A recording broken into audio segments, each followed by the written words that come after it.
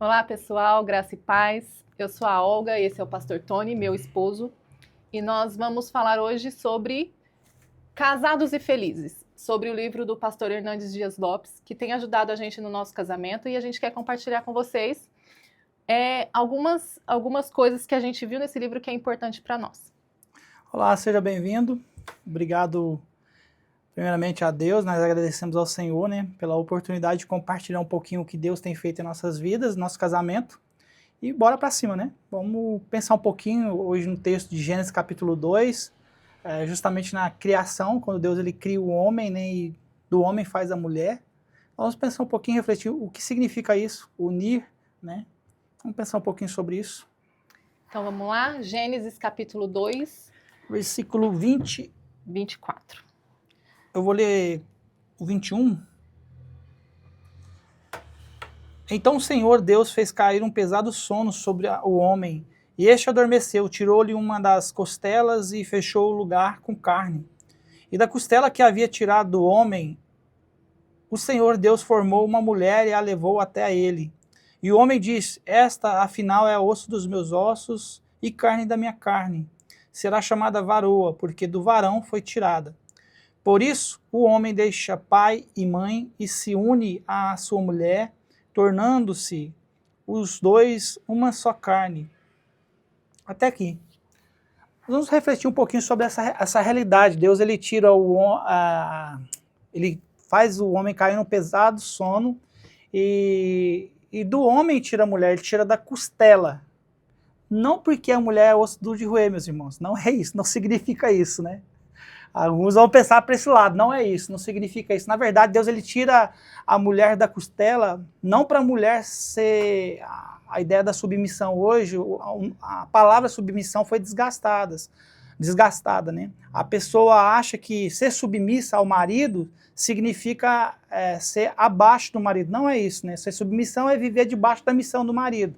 Quando Deus ele tira a mulher da costela, não é para a mulher ser acima do marido ou abaixo do marido, mas para andar do lado do marido. Então essa é a realidade da submissão. E agora, quando Adão ele vê Eva, ele fica muito encantado, feliz, né? Ele já tinha visto os animais, Deus fazendo todas as coisas no Éden, no jardim, a criação, e Adão ele fica muito feliz, ele fica eufórico, ele fala: esta afinal é osso dos meus ossos e carne da minha carne, será chamada varoa, porque do varão foi tirada. Então, é essa ideia da união, né? Então, o versículo 24 ao qual nós vamos pensar é justamente isso, né? Por isso o homem deixa pai e mãe e se une à sua mulher e tornando os dois uma só carne. Então, nós podemos pensar o que significa o homem deixar pai e mãe. O que significa, senhorita Olga? Significa que a partir do momento que você casa, que você tem o seu esposo, a sua prioridade é o seu marido, é a sua esposa. A prioridade de suprir as necessidades de casa, dos filhos, é primeiro da sua casa, da sua família, que você constituiu a partir do casamento. Não que o seu pai, a sua mãe, sua sogra, o seu sogro deixam de ser importantes. Não deixam de ser importantes, mas eles passam a ser um segundo plano. Primeiro a suprir o seu cônjuge. E a partir daí, com você suprindo o seu cônjuge, você tem condições para suprir a sua família, os seus parentes. No caso, os pais, sogros. Uhum. E é interessante essa ideia de deixar.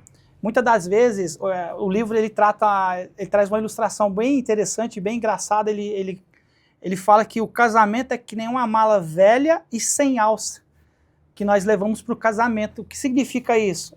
A ideia é assim que muitas das vezes nós deixamos pai e mãe, né, para viver uma nova realidade, constituir uma nova família, mas dentro dessa mala velha e sem alça, nós levamos o nosso enxoval, né, as nossas quinquilharias, os nossos jeitos de ser, o jeito de falar, né, e muitas das vezes no casamento, principalmente no início do casamento, quando nós abrimos essa mala e tiramos algumas coisas, na onde vai haver discórdia, briga, muitas coisas que vai atrapalhar o início do casamento, a nova jornada a qual o casal ele se ingressou. Então, sim, é algo para nós pensarmos. Quantas pessoas que têm 5, 10, 15, 20 anos de casado, ainda está com essa mala velha sem alça. Ele tem que pensar que agora ele deixou tudo para trás, ele começou uma nova realidade de vida. E o livro também ele trata a ideia que nós não devemos viver 50% para o casamento, mas o casal, quando ele se une, ele deixa pai e mãe, ele se une e se torna uma só carne, como diz aqui no texto, para viver juntos. A dedicação de 100% de um, 100% de outro. 50% não vai dar certo. A gente tem que se dedicar 100% da nossa vida em favor da nossa família, do nosso cônjuge. Então, assim, algo para nós pensarmos, a nossa realidade de vida como casal o que eu devo fazer para ela ser feliz.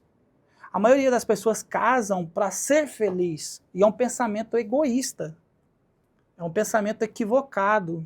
Na verdade, aqui na criação, Deus ele tira a Eva da costela do homem, ou seja, estava junto, do lado do homem. Então ele cria a partir do homem a esposa dele.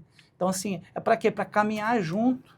Agora é uma só carne, uma só pessoa. Aquilo que eu faço, que talvez desagrade a dona Madame Olga, que eu sei que desagrade ela, eu tenho que parar de fazer.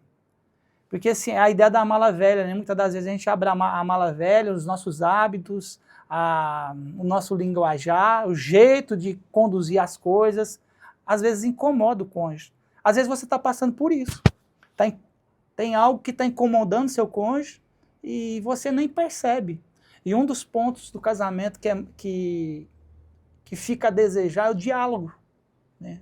Não existe diálogo mais. Ainda mais na realidade a qual nós vivemos com celulares sempre ligados, sempre logados, não tem mais diálogo. Né? Às vezes a esposa está na cozinha, o esposo está na sala assistindo um filme, ele manda um WhatsApp para conversar com a esposa. Então é complicado. Então nós devemos viver 100% o casamento. Conversar. O diálogo é o princípio. Primeiro, a base de tudo é Deus. Foi Ele que criou. A primeira instituição criada por Deus foi a família. É o casamento. A primeira coisa que nós devemos pensar é isso.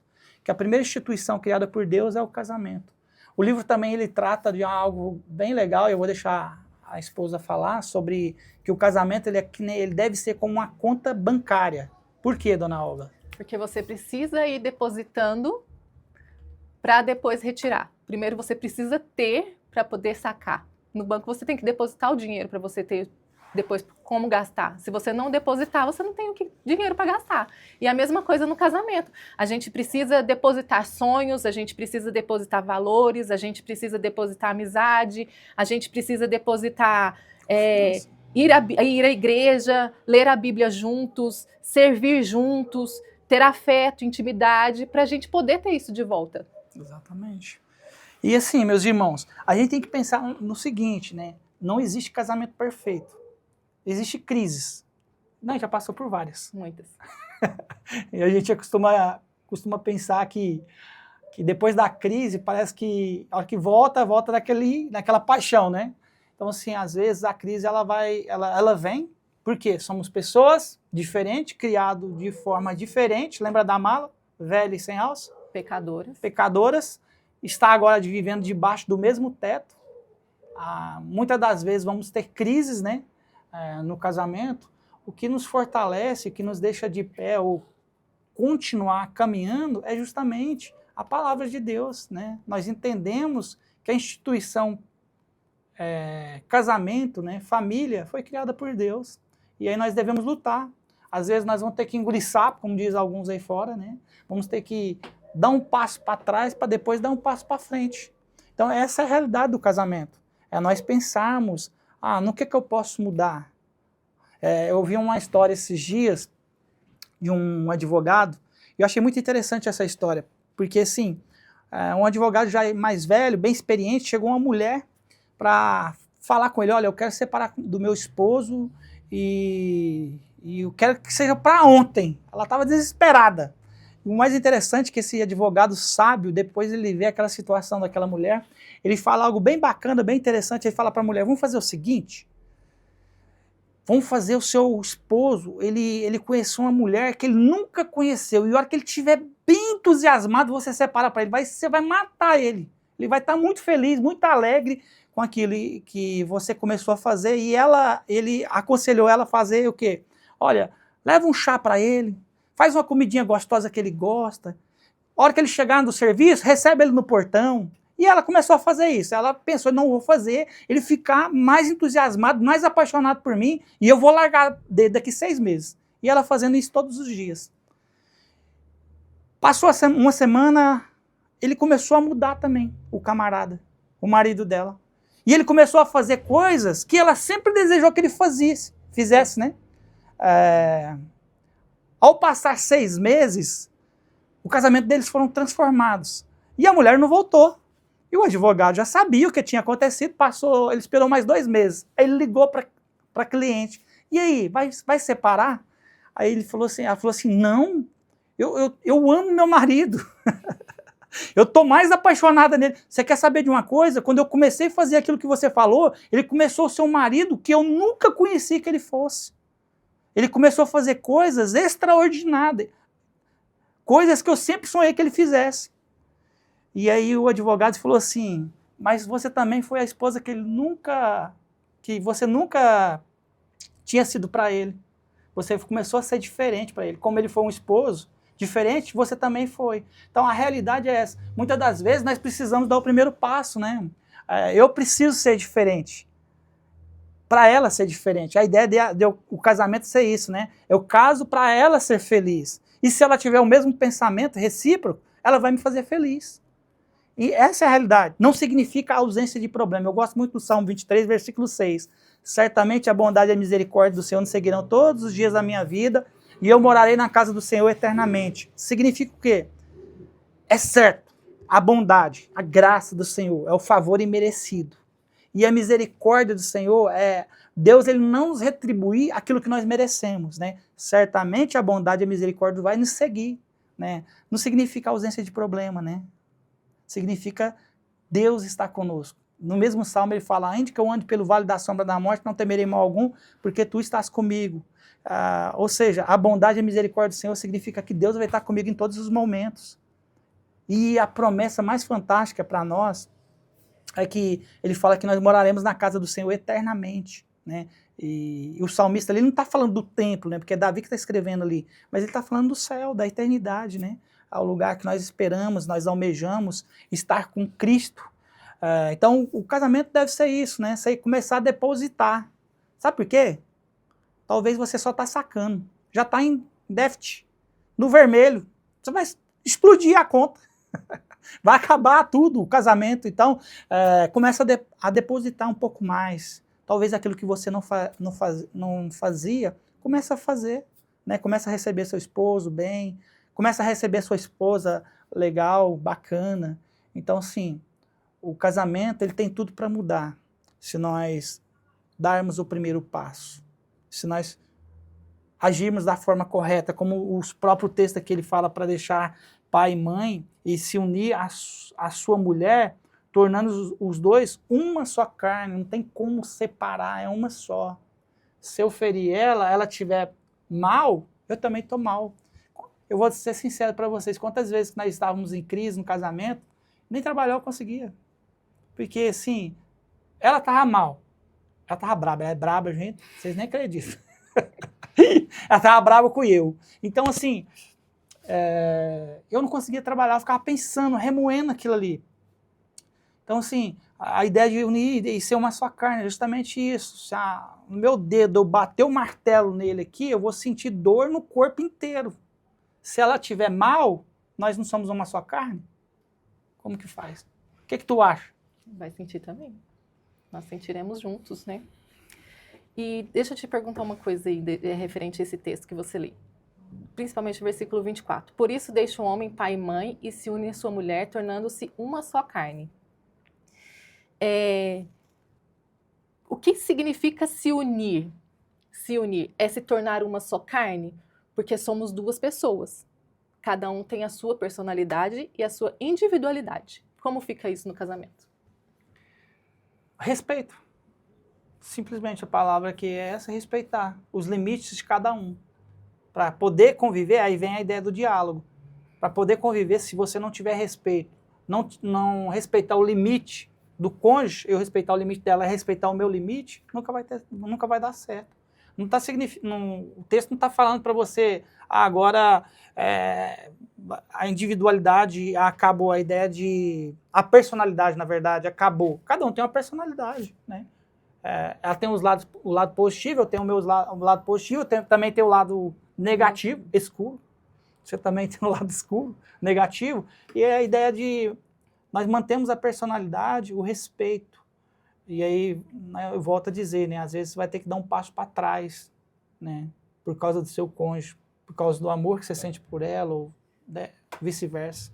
Essa é a realidade.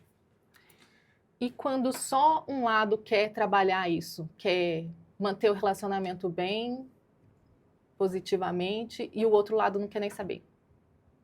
E aí, como que a gente faz? É um problema. Quando um lado não quer, é um problema. Tem um ditado que quando um não quer, dois não brigam, né? Exatamente. Mas no caso do casamento... Tem que lutar pelo casamento, é orar por eles, né? É orar pelo casamento, é colocar diante do Senhor, né? A palavra do Senhor fala assim que a mulher sábia edifica a casa e a tola destrói com as próprias mãos. Às vezes, com tantos erros e dificuldades que nós vivemos no casamento, alguns pensam que não tem mais jeito, né? Ah, não tem mais jeito, né? Às vezes só um vai brigar, mas brigar não, lutar pelo casamento. Mas continue orando, continue buscando ao Senhor. O primeiro milagre do Senhor Jesus foi transformar água em vinho. E o livro ele trata muito essa ideia de que o vinho ele representa a alegria, né? A alegria no casamento. Ali foi numa festa de casamento que o Senhor Jesus ele faz essa transformação. E quando acaba o vinho, a alegria do casamento, Maria ele foi até o Senhor Jesus. Às vezes a gente tem que ir até aquele que pode resolver o problema, né? E o Senhor Jesus ele resolve o problema. No entanto, quando leva a água transformada em vinho para o mestre-sala, para aquele camarada que conhecia sobre o vinho, ele fala, poxa, você deixou o melhor para agora. Quando todos fazem o contrário, você deixou o melhor para agora. Ou seja, o casamento, às vezes alguns pensam que está destruído, que não tem mais jeito, mas tem, se você buscar o Senhor Jesus, se você orar, se você clamar ao Senhor, certamente tem jeito, né? Só não tem jeito para a morte, né? Depois que morreu. Na verdade, até o Senhor Jesus já venceu a morte, meus irmãos. Glória se nós cremos. Glória a Deus. Às vezes, um dos maiores problemas no casamento é quando um quer mudar o outro. Às vezes, na força da insistência de ficar falando, você tem que fazer, você tem que fazer, você tem que fazer. E a gente não muda ninguém. A gente não casa com a pessoa ideal, a gente casa com a pessoa real, cheia de problemas, cheia de pecados, cheia de defeitos. E aí, quando a gente casa, esses defeitos, eles afloram. E aí, quando eles afloram, a gente quer fazer o quê? Você tem que fazer do meu jeito. Exatamente. Você tem que fazer do jeito que eu tô falando, porque do meu jeito é o mais certo de fazer. E ela tá certa. E aí... E aí, geralmente, isso causa um problema. E aí, em vez da gente querer mudar o nosso cônjuge, a gente precisa pontuar aquelas coisas positivas que ele já fez e faz no casamento e colocar aquilo que incomoda a gente diante de Deus. Porque quem pode mudar a pessoa é só Deus. Só o Senhor que pode mudar. A nossa vida, Deus que muda também. Só que assim, quando a gente vai se policiando os nossos defeitos, os nossos pecados, as nossas falhas e reconhecendo que a gente errou, a gente começa a não fazer mais aquilo de novo. E é o que a gente procura fazer para não cair no mesmo pecado. Porque se a gente cai sempre no mesmo pecado, a gente nunca se arrependeu dele, né? É igual um acidente. Você vai bater seu carro todo dia? Você não vai bater seu carro todo dia. A mesma coisa do pecado. Quando você peca e se arrepende, você já não peca ele mais. Você não comete mais aquele pecado de novo. Então é a mesma coisa no casamento. Você não pode querer mudar o seu cônjuge. Você tem que colocar ele diante do Senhor, em oração. Quem muda é o Senhor. A gente só ora. A gente ora e muda o nosso comportamento. Reconhece o nosso pecado e muda o nosso comportamento. Que o resto, quem faz é Deus. E é interessante essa questão de colocar o Senhor no casamento, né? O próprio Senhor Jesus chamar ele. Porque, Paulo ele vai tratar a ideia da igreja como a noiva de Cristo, e ele vai falar assim que o homem ele deve amar a esposa assim como Cristo amou a igreja. E nós sabemos que Cristo ele amou a igreja de que forma? A ponto de dar a sua própria vida pela igreja. E a mulher deve ser submissa ao esposo. Então, assim, eu acho que a parte mais complicada, Olga, é a do homem. Com certeza, porque esse texto Ela gosta desse específico, texto. ele tem 3 orientações para as mulheres e 9 orientações para os homens. Tá vendo? 9 orientações para os homens. Então, assim, a parte de ser submissa, para nós, é mais fácil. A parte que Paulo deixa ali orientado para nós é a mais fácil. E ser submissa não é você ser empregado capacho do seu marido, é você estar debaixo da missão dele. Qual que é a missão dele? A missão dele hoje é ser um pastor? É eu estar ali apoiando. Ser sacerdote do lar, né? Ser sacerdote do lar e eu estar ali ajudando ele a cumprir a missão dele, facilitando o processo para ele cumprir a missão dele. Isso é ser submissa e não ser desprezada, humilhada. Não é isso. A palavra submissão, biblicamente falando, não é isso. Na verdade, é uma proteção para nós. Exatamente. É bom, né? Bom demais. Essa ideia de submissão. Quando você entende, é bom demais. Mas até entender, teve um processo de revolta, de não pode. Mas até você entender que você está sendo protegida pelo seu marido, aí as coisas facilitam, ficam mais fáceis. Exatamente. Muitas das vezes nós andamos no nosso nós usamos o nosso casamento como um detetive, né? Tu fica procurando problema com a lupa ali, que nem um detetive. Antigamente tinha um desenho, esqueci o nome do detetive, mas ele ficava procurando com a lupinha lá, né? Eu lembro quando criança, eu assistia muito esse desenho. Professor Bugiganga. Professor Bugiganga, né? O detetive. Então, muitas das vezes você está no casamento, você está ali olhando para sua esposa com a lupa, procurando problema, qualquer palavra, você arruma problema. E da mesma forma, vice-versa. Então, assim, Deus ele criou, instituiu a família, o cônjuge, a esposa e o esposo, para a glória dele, para o louvor dele, para eles se completarem. Não é para você ficar procurando os defeitos. A ideia da Olga falou do ideal, né? É interessante que muitas das vezes as pessoas vão procurar o cônjuge ideal. Já está no caminho errado. Está no caminho errado. Porque, assim, primeiro, não vai achar. Se você medir com a sua própria régua, você nunca vai achar. Não existe. Não existe, né? São pessoas imperfeitas, como a Olga disse, pecadoras, né? E o nosso erro é você tentar ser detetive no casamento. Nós fomos chamados para amar, para unir, ser uma só carne, respeitar. E, primeiramente, também honrar e glorificar o nome do Senhor. Então, pense nisso, nós devemos glorificar o nome de Deus no nosso casamento. O casamento, ele pode ser engraçado. Eu, particularmente, eu tenho os meus picos de loucura. Tu já teve? Ela sabe. Às vezes eu acordo de manhã, eu já acordo muito animado. Ela já acorda não muito animada. E às vezes eu acordo já fazendo brincadeiras. E talvez ela não goste muito. E eu gosto muito de fazer declaração para a Olga, né? E não é de agora, não é porque estou falando na frente, mas sempre na rede social, mas sempre faço para ela. E teve uma vez, eu vou contar para ela, ela sabe disso. Ela estava linda demais, exuberante. E eu fui fazer uma declaração e eu não tinha palavras, meu vocabulário muito limitado. Eu disse para ela assim: Olga, tu tá tão linda que tá assombrando. Aí, meu irmão, acabou a noite e tava linda mesmo. Mas foi, hoje eu rio, né? Mas aquele dia foi quase que eu chorei. Mas às vezes a gente tem que, falta declaração. O homem, ele é criado de uma forma diferente da mulher. A mulher é ouvido. Fala um negócio que você tá ali, que tá assombrando, imagine. A mulher é ouvido, o homem é visual. Né? Então, uma dica para as mulheres, se arrume, né?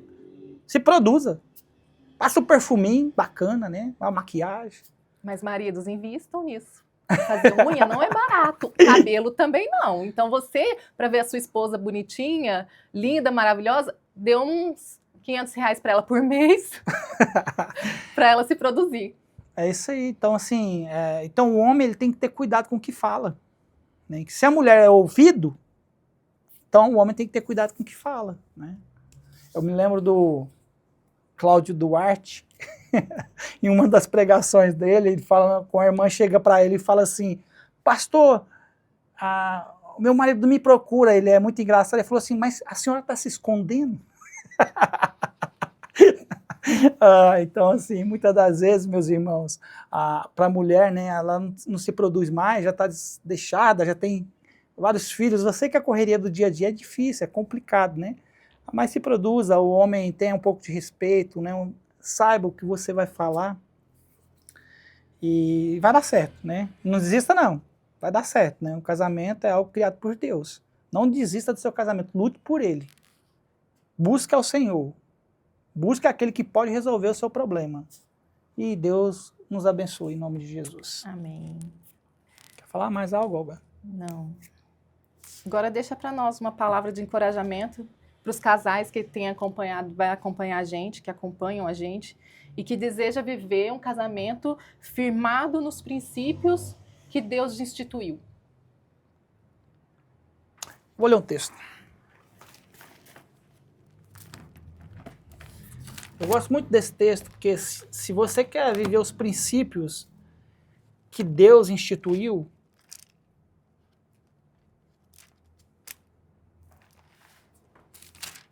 é o texto certo. Para você conhecer os princípios que Deus instituiu, você tem que ler a Bíblia, buscar o Senhor, orar. E nós estamos tendo uma semana de oração na igreja, tem sido uma benção. Mas ocupar sua mente com coisas boas, com a palavra de Deus, porque é ela que vai te edificar. O Senhor Jesus ele fala, conhecereis a verdade vos libertará. E é interessante que esse texto de Filipenses, capítulo 4, versículo 8, é um texto maravilhoso.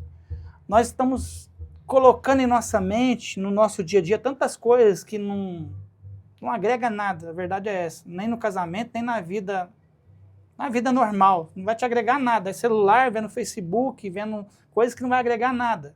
Tira um tempo para ler a Bíblia, para ocupar a mente com as coisas do Senhor, para ouvir um louvor, para orar. Às vezes você vai estar ali na cozinha, liga um louvor, você está fazendo as coisas suas do dia a dia, no trabalho também, liga um louvor, ouve uma pregação. A Bíblia fala em Filipenses capítulo 4, versículo 8, finalmente, irmãos, tudo que é verdadeiro, tudo que é respeitável, tudo que é justo, tudo que é puro, tudo que é amável, tudo que é de boa fama, se alguma virtude há, se algum louvor existe, seja isso que ocupe o vosso pensamento. O que também aprenderam, receberam e ouviram de mim, e o que viram em mim, isso ponham em prática, e o Deus da paz estará com vocês. Amém. Ocupar com coisas boas, né? Deixar de ser professor bugiganga, um detetive, né, procurando os defeitos. Fez a comida, está muito salgada. Tome mais água, meu irmão. Simples assim, vai te ajudar, ué. Né? Reclama por tudo, né? Já vi alguns dizendo assim, quando eu não reclamar é porque tá bom. Não, então elogie, né? Então seja um camarada que elogia. Agora você sabe que a mulher ela é ouvido, né? O elogio é bacana você fazer, tá certo? E ocupe a sua mente com coisas boas. Olha, olha quantas coisas, olha, tudo que é verdadeiro, respeitável, justo, puro, amável, de boa fama. São coisas boas. O próprio apóstolo Paulo fala assim, olha, o que vocês viram e aprenderam de mim, ponham isso em prática. Você vai colocar em prática o quê, se você não conhece? Então lê a Bíblia, busca o Senhor, tira um tempo para orar junto com a sua esposa.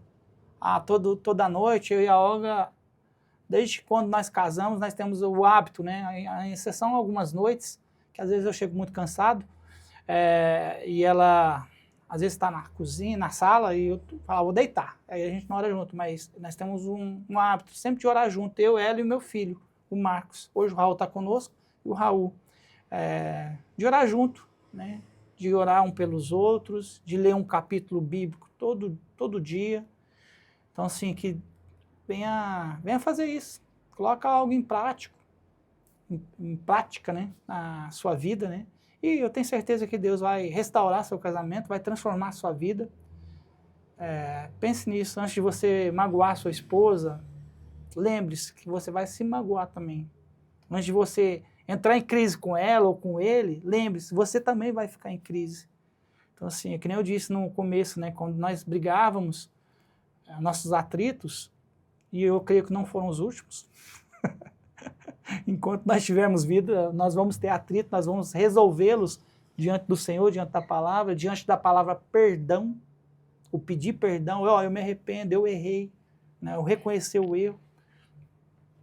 Então, assim, eu ficava mal. Então, assim, pense bem, comece vai dar atrito, né? Tenta mediar, tenta dar um passo para trás, para continuar seguindo da forma que glorifica o Senhor e também que o seu casamento seja edificado na palavra do Senhor, em nome de Jesus. Amém. Amém. Vamos orar. A Olga vai fazer oração por nós e também por aqueles que nos assistem. Que Deus abençoe a todos em nome de Jesus Cristo.